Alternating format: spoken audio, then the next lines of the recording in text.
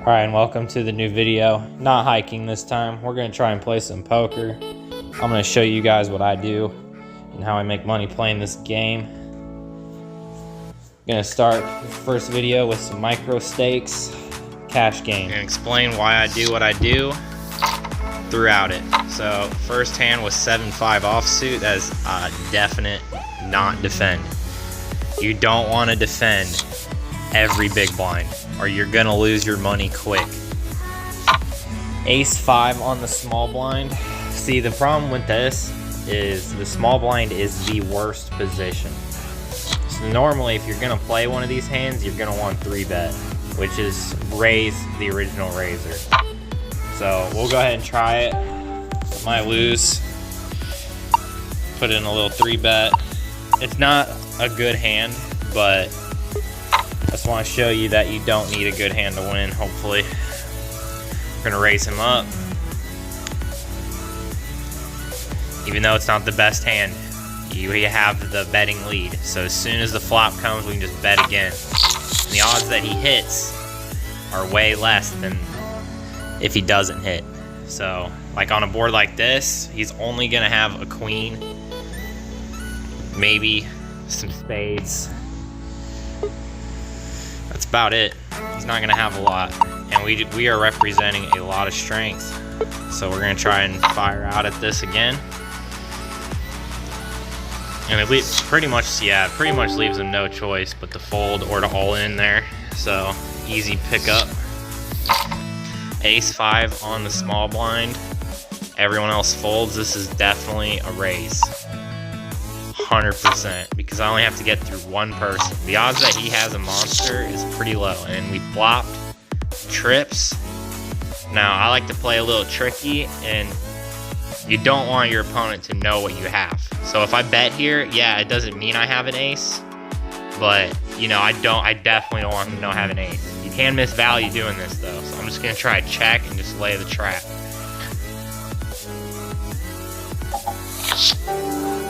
Man, we just bowed it up. He checked. We're probably not going to make anything unless he has a flush draw, which would be nice. But we're going to bet small. We want to keep him in the pot.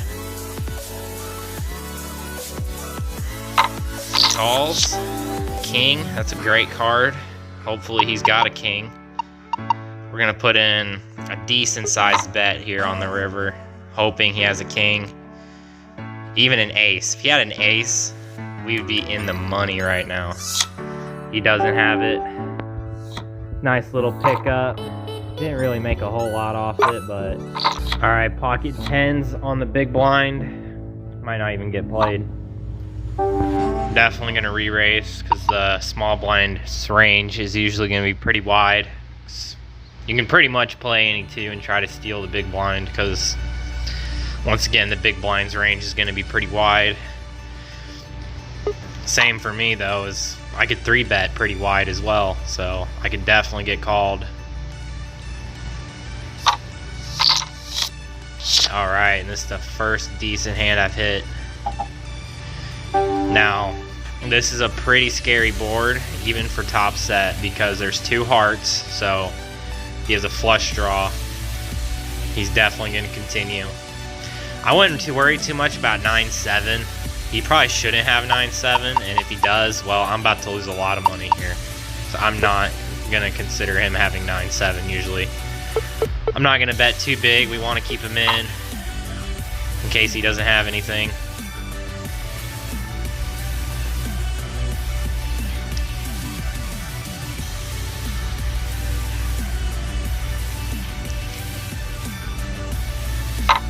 He's going to re-raise. Now, I might lose a buy-in here, depending on what he has, because we're like, it's a snap call. We literally lose to 9-7. Hopefully, he's just bluffing. See, now that ace, he definitely could have hit. We might double up here. He definitely doesn't think I have what I have. He could easily have ace-10. Now, you can't be scared. You know, he could have 9-7. But he also could have 8s, 6s. He could have ace-king, ace-queen. He could have ace-10, ace-8, ace-6. Like, the amount of hands we beat are way higher than the hands we lose to. And that's why this is a call, so here we go. And just like that, we've been down. And now just like that, we're back up. That's all it takes, one big hand. And we wake up with ace king this time on the small blind. It's definitely, like I was saying earlier, small blind, you usually want a 3-bet or fold, and this is a smack dab 3-bet. Especially ace king, because my opponent can easily have hands like king queen, king jack, king 10, ace queen, ace jack, ace 10. And we have all those dominated. And what I mean is, if let's say he has king queen, if it comes king high, we still win. The only way he would win is if it hit a queen, in which case we can just fold. So, even if he has, you know, pocket 10s, we have a 50% chance of winning. I'm trying to think about the size and raise about that. It's probably pretty good right there. Just a call. We miss, but we have the betting lead. We can easily continue, and on a board like this, he's usually going to have nothing. Bet 250 again. Like, he's not going to have a whole lot here. Return the king. We're going to go ahead and check now. Pot control. We don't want to make the pot too big because we are definitely... I mean, ace, it's a really good hand, but it's not a hand I want to go all in with.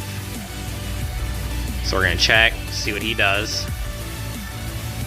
And plus, this gives him a chance to bluff. See, now if he has nothing, he's got a chance to bluff at it. Fails to bluff, and now I hope he doesn't have king queen, because we'd be in a bit of trouble. Put in a small bet.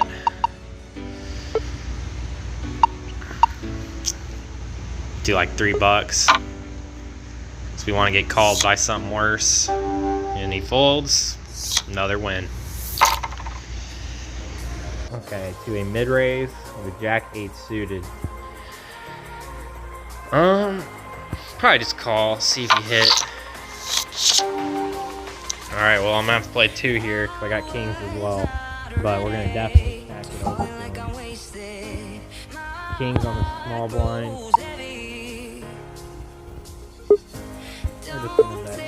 We're gonna bet the small one.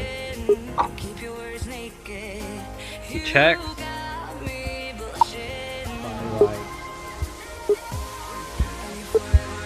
I don't want to scare him. We'll try to stick with him.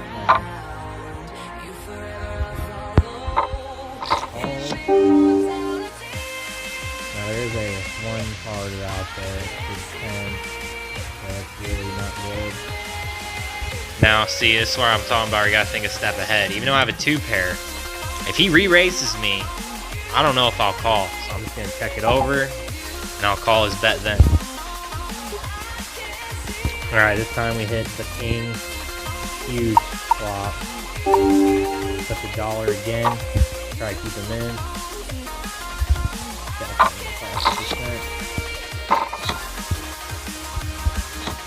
And just like that, we won.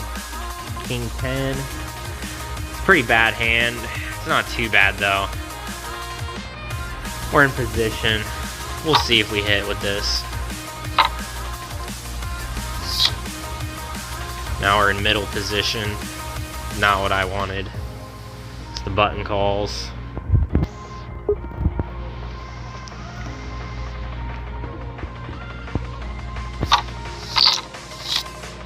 We flop the top pair.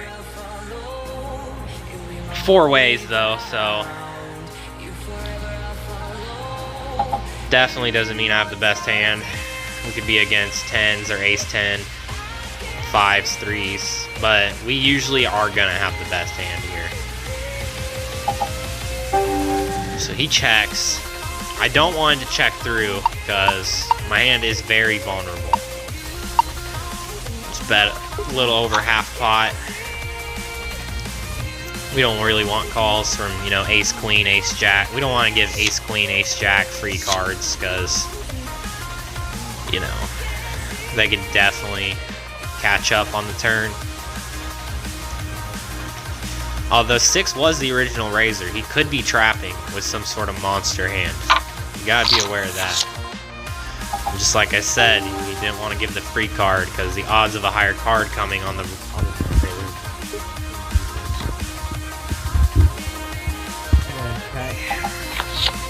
we hit the 3 of a kind.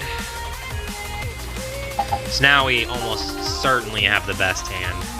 But our hand is kind of going to be kind of face up. So we're just going to bet really small again. Because, I mean, what are we going to have here besides a 10? It's pretty obvious that we have a 10. So, yeah, really small bet. Didn't even get paid off. Ace-6 suited. We'll take control of the pot.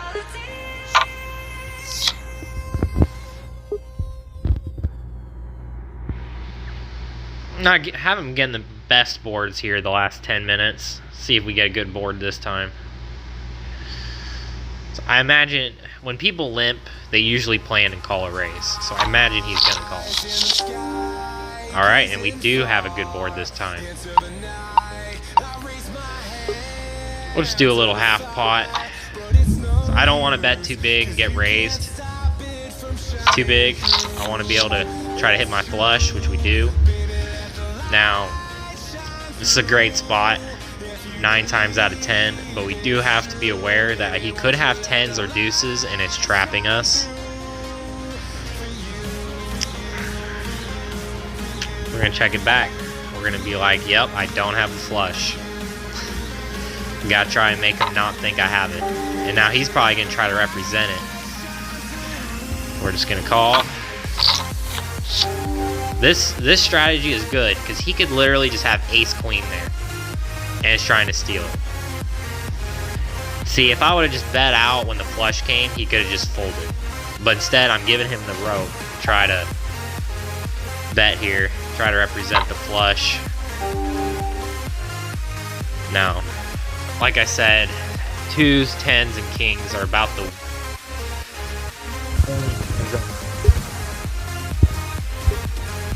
always be scared of huge hands. We're gonna put in the raise, although if I do get re-raised, I'm not gonna be happy.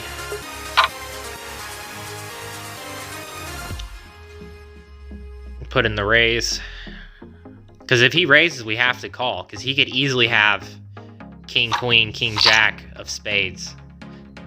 He just calls, which is a good sign, and just like that, we flush over flushed him. Max value off our flush there. Now here he could definitely be bluffing me off a tie. He could have a 6 or an ace too. If you put a raise in, that would look really strong. You know what, we're gonna try it. Let's see if this works. Put in the raise, just like that. Stole that shit. Or stole it. Stole that one. Jack suited on the big blind. You already know what I'm gonna do here. Raise bigger for the limpers. Get a call. We flop pretty good. Up the bet size by 25 center. We'll definitely call a raise. No raise comes.